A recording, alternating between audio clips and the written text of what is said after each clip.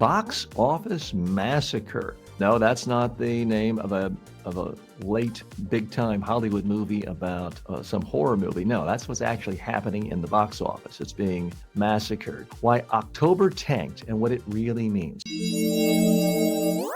According to The Hollywood Reporter, October's domestic box office is set to finish around $425 million, which may sound like a lot. It's the weakest October in 27 years, including 2020. Believe it or not, that's hard to imagine. Pamela McClintock reports a perfect storm. Fewer releases after strike delays, weak August and September carryover, and fall event films that didn't really connect. Tron leads the month at 63 million domestic, and October leader low not seen since 2005. While Dwayne Johnson's The Smashing Machine sits at $11 million domestic sales. Analyst Eric Handler notes Mortal Kombat II being pushed to May created a hole. Comscore's Paul Dergabedian says the heat is now on November titles, bridge to the holidays. Big picture, grim month, yes, but media history says new formats usually erode old ones.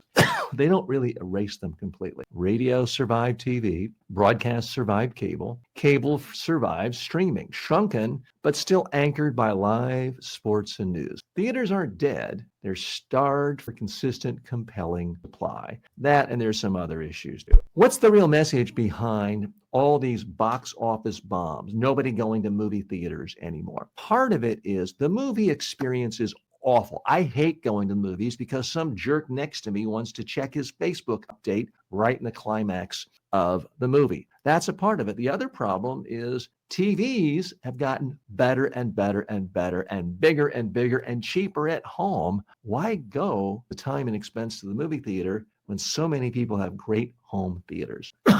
Okay, let's dig a little deeper here and look at some of the facts. The numbers are grim when it comes to, it's not, maybe not as grim as Broadway musicals, where 100% have lost money, new Broadway musicals in the last year. We're not quite at the point where 100% of movies are losing money, but we are seeing a tremendous contraction. That's not surprising. I mean, radio contracted when TV came out. When cable TV came out, broadcast TV lost some of its audience. When the internet came out, cable TV and broadcast lost audience. So typically you see media build on each other, but not always. We don't see people sending a lot of telegrams anymore. We don't see people paying to send messages in Morse code anymore. So there are times, we don't see vaudeville really either, a particular medium of expression. So there are times when a medium just becomes obsolete. Heck, he says part of the reason is high prices. Yes, movies are very high compared to what you can get at home.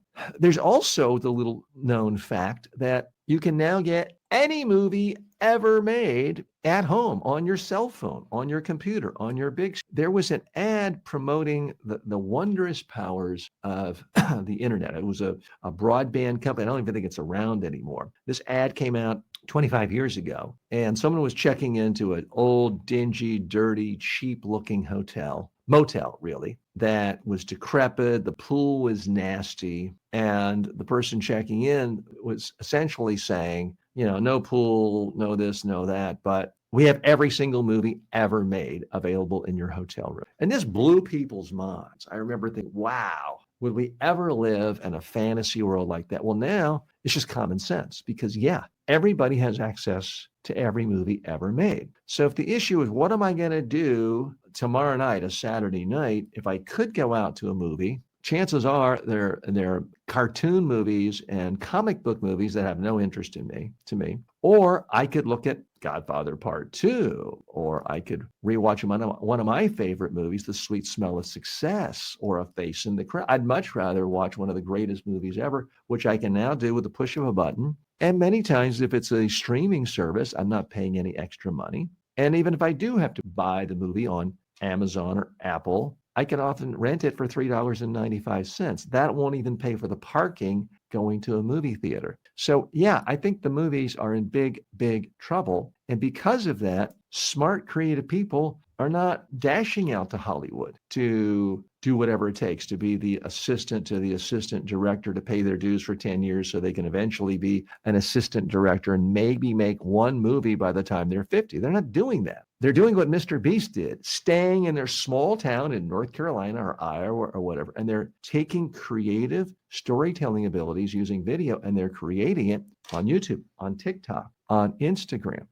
That's the new movie world. I don't think that's going to change. So my real advice to you is, if you are serious about your career, it's the old Wayne Gretzky line. You got to go where the puck is going. The puck is not going to more movie theaters. It's just not. It's so expensive. It's so hard to get a crowd. In order to get people to even be aware of your movie and to get a babysitter or to make a date and to drive across town and park and go into a theater, these days, quite often you have to spend hundreds of millions of dollars of advertising to make that happen. Guess how much money Mr. Beast spends on advertising to get people to watch his videos hundreds of millions of times? He spends zero. He spends $0, much less costly and less risky. So if you are sincere about a career as a creative voice, I would urge you, don't put all your eggs in the basket of being a feature filmmaker where your movies have to be seen on the big screen, because the audiences aren't going, the cost structure is going up. There's more consolidation in the movie industry than ever.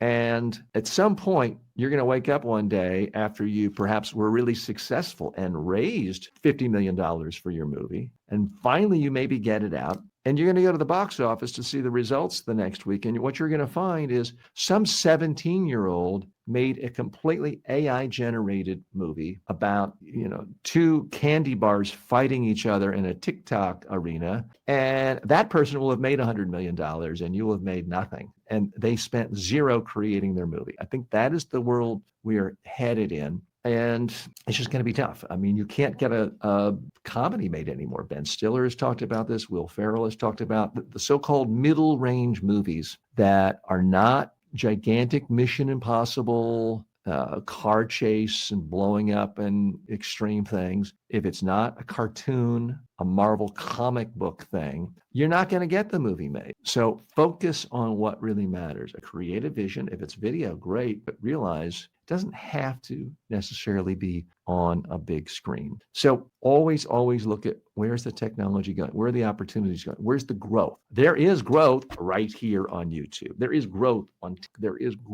on podcasting platforms. We live in a world now where, as Scott Galloway has said, every podcast is becoming a TV show. Every TV show is becoming a podcast. I'm attempting to be living proof of that, as my show starting Monday is going to be available on Roku TV sets, on Amazon Fire TV sets. So I'm looking forward to that and a new partnership with Pod TV. So I'm in a field where it's expanding. Doesn't mean I'm ever going to be as big as James Cameron. But if James Cameron started out today, the big question is, would he even be able to get his first movie in the theaters? No. That concludes our main section of the show today, but there's a lot more stuff in the news that I have to talk about. So we're going to try to cover these relatively quickly.